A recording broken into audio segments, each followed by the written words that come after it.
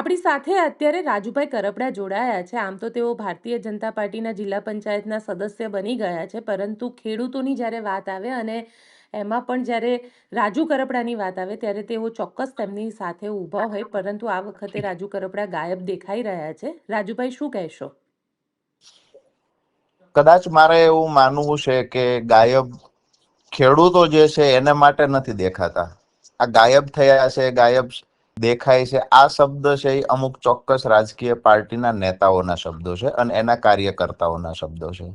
વાસ્તવિકતા એ છે કે જિલ્લા પંચાયતની ચૂંટણીનું પરિણામ આવ્યા પછી અમારા વિસ્તારના એવા 5 ફીડર છે કે જ્યાં સિંગલ ફેઝ પાવર નહોતો આવતો, તો ત્યાં અમે ચાલુ કરાવડાવ્યા છે.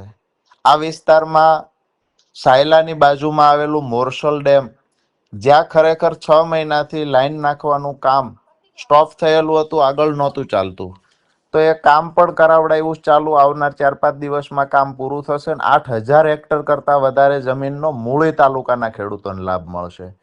અત્યારે વાત છે કોંઢ ગામની, તો એ મુદ્દે હું એક વખત કૃષિ મંત્રીને પણ મળ્યો છું, એક વખત મુખ્યમંત્રીને પણ અમે મળ્યા છીએ 2 દિવસ પહેલા.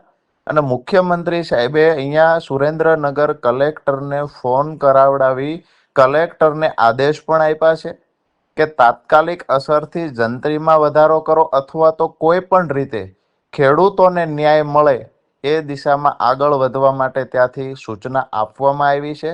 મને એવું દેખાય છે કે માત્ર ને માત્ર ખેડૂતોને ઉશ્કેરી અને ગેરમાર્ગે દોરવા એના કરતા ખરેખર જે ખેડૂતોની માંગણી છે કે મોરબીના ખેડૂતોને જે વળતર 2021-22માં મળ્યું છે એ મુજબનું વળતર પ્રતિ મીટર 1,003 રૂપિયા પિયતમાં, બિન પિયત હોય તો 950 અથવા 979 રૂપિયાના જે હુકમ હતા એ મુજબનું વળતર કોંઢ ગામ અને ધાંગધ્રા તાલુકાના ખેડૂતોને મળવું જોઈએ.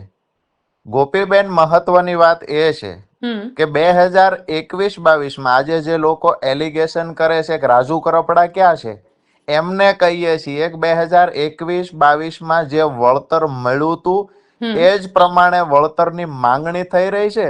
અમે 2021-22નું વળતર જે મળ્યું છે એ લડાઈ પણ રાજુ કરપડા ખેડૂતોને સાથે રાખીને લડ્યો હતો અને એ જ ઓર્ડરનો આજે અહીંયા ધાંગધ્રામાં અમલ થાય એ ખેડૂત માંગણી કરે છે. આ લડાઈ અમે તો શરૂ કરી હતી. આ ઓર્ડર પણ અમારી લડાઈના પરિણામે મળ્યો હતો ને ભારતીય જનતા પાર્ટીના સરકાર, ભારતીય જનતા પાર્ટીએ જ હુકમ કરાવડાવ્યો હતો. મારું એ માનવું છે કે કચ્છની વાત હોય તો પણ ભલે, મોરબીની વાત હોય તો પણ ભલે, અરવલ્લીની વાત હોય તો પણ ભલે, જ્યાં ખેડૂતોને 15 રૂપિયા જંત્રીનો ભાવ હતો ત્યાં 1,003 રૂપિયા જેવડો વધારો કરી અને ખેડૂતોને 25 લાખ, 30 લાખ, 50 લાખ સુધીના વળતર જે અપાવ્યા છે કંપની પાસેથી, તો ભારતીય જનતા પાર્ટીની સરકાર અપાવ્યા છે. આજે આક્ષેપ કરનારા લોકોનું કામ માત્ર ખેડૂતોને ઉશ્કેરવાનું છે. અમારું કામ છે પરિણામ કેવી રીતે મળી શકે. અત્યારે ધાંગધ્રાના કોંઢના ખેડૂતોને 382 રૂપિયા વળતરની વાત છે.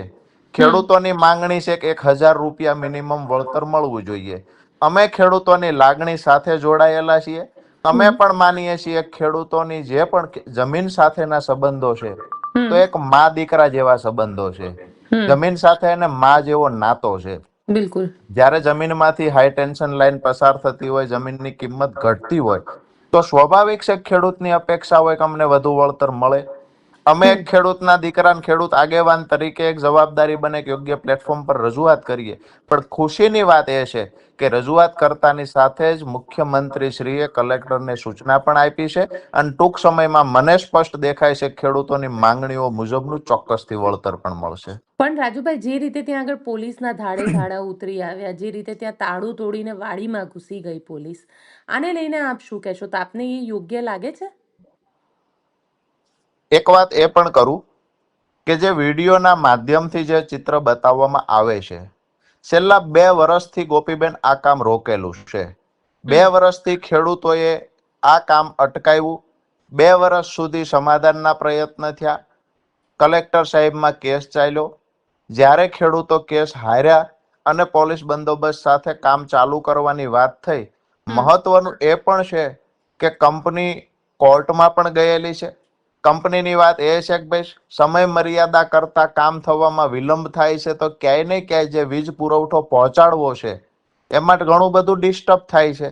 એને લઈ અને તાત્કાલિક અસરથી 2 વર્ષ રાહ જોયા પછી પણ જ્યારે પરિણામ નથી મળ્યું અને ખેડૂતોની જે વાત હતી એમાં ખેડૂતોની માંગણીઓ ખેડૂતોના મત મુજબ સંતોષાણી નથી, તો સ્વાભાવિક છે કે કામ ઝડપથી પૂરું કરવા માટે સામે વીજ પુરવઠો પહોંચાડવા માટે થઈ અને હાલ કામ ઉતાવળું કરવા માટે થઈ અને જે પણ કાંઈ ઘટના ઘટી છે, ખરેખર હું એવું માનું છું કે વીજ પુરવઠો ઝડપથી પહોંચાડવા માટે આ આખી વાત છે.